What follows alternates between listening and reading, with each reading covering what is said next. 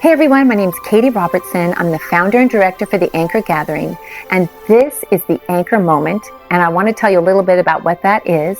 It's a time we get to hear from a guest a little bit about their life, their faith journey, and an anchor moment. And that is a time that someone has had their faith grounded and they've seen Jesus for real in their life.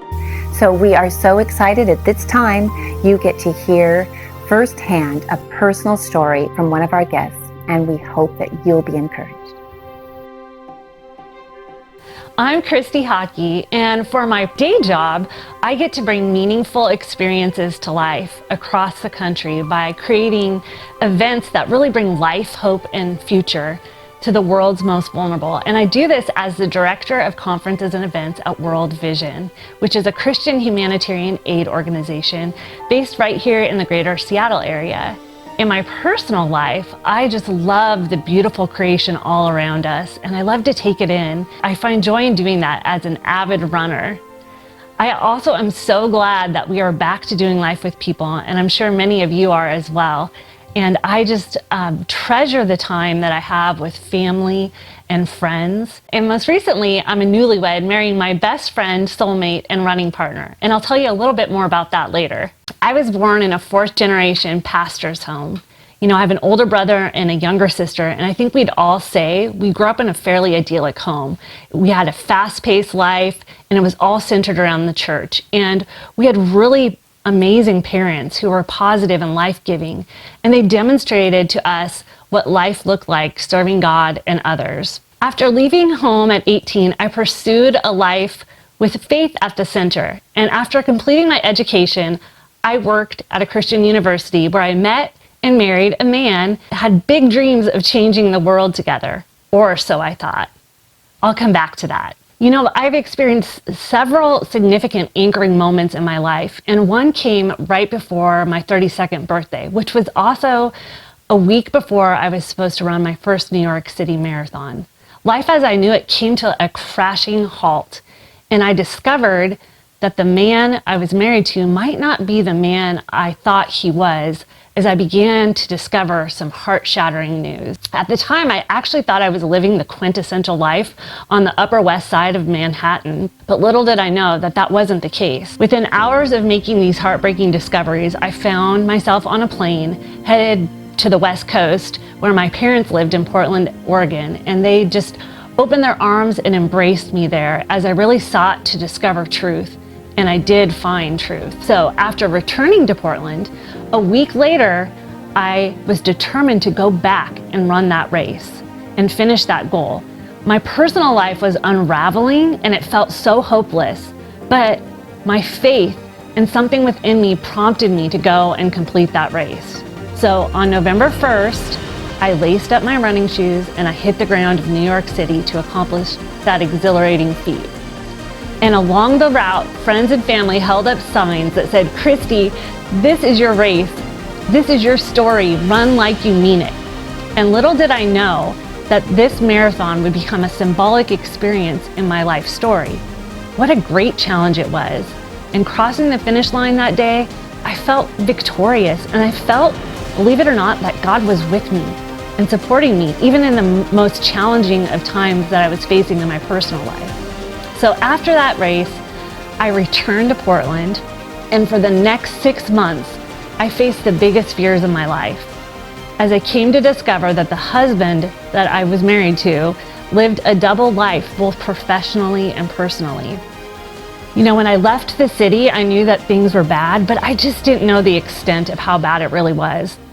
I didn't realize that that day when I left, I just packed up a suitcase with clothes, but that I was leaving and I would lose my husband, my personal belongings, my home, and I was never going to return to that life. Okay, so at 32 years old, I found myself no longer on the 27th floor of that high-rise building on the Upper West Side of Manhattan, but rather back at my parents' house in the room I spent my high school years dreaming of a bright future. I was at rock bottom, wondering how could this possibly be my life? And how was that man who I was married to, who was so masterful at playing the role of my husband, how could he deceive me? And how could I fall for it? And how could so many other people be deceived by his ways? People often ask me during that time, did this challenge your faith? And yes, absolutely, it did. And it changed my faith. And it became an anchoring moment in my life, because in the midst of hopelessness, I thought, if God's real, He's my only hope.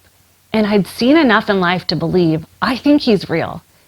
And sure enough, He is real. And He showed me that He could rescue me, restore me, rebuild me, and redeem my life. During that time, someone gave me this Bible verse, Isaiah 42:16, and it reads, I will lead the blind by ways they have not known. Along unfamiliar paths, I will guide them.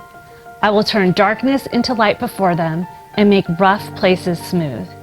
These are the things I will do. I will not forsake them. Looking back at that anchoring moment of life, I discovered our life journey can really feel like a marathon. We can start off strong in our journey, but we can come up against opposition, much like I did, where it just felt like life was ripped away from me. And it's in those moments that we become breathless and we don't know how we're going to make it, but we realize, okay, we got to pace ourselves and we got to keep our eyes fixed on the finish line. And when we hit the wall, which marathoners refer to, that's that time usually between mile 20 and 23 before you hit 26.2 miles where you just think you can't make it anymore. There were so many moments in my journey where I felt that, but it was at that time that I felt that God was my anchor and He really was my source to help me overcome things at that time. He gave me what I needed to be equipped and encouraged and empowered to move forward with life. God showed up and He answered so many prayers, and He turned my dark moments into light moments. While one relationship devastated me and really changed my life forever, He also used many relationships to help rebuild my life. Those relationships, they brought me hope and they anchored me to a new life. While I have many God shining moments through this journey and this difficult, dark season of life, there's one I want to share with you that really helped me recognize God is with me. And it's that every morning when I was back at my parents' house, 32 years old, feeling completely humbled, completely humiliated. Life had turned upside down. Some days I just didn't know how I was going to get out of bed and face the discoveries or the news that I was going to get that day.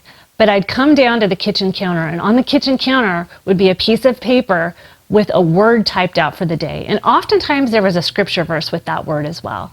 And it was a word that my dad felt prompted to give me every day.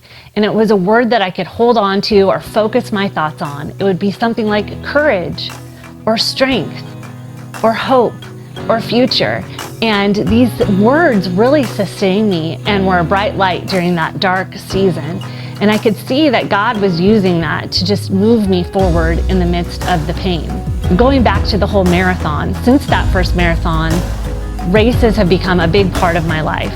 I use them as a time to really celebrate what God's done and how He's helped me overcome radical and unexpected life changes that I faced, and I know many of us face in our journeys. I've now gone back to run the New York City Marathon 6 times, and this last time was really significant as I got to share the experience with my husband, my new husband, my running partner.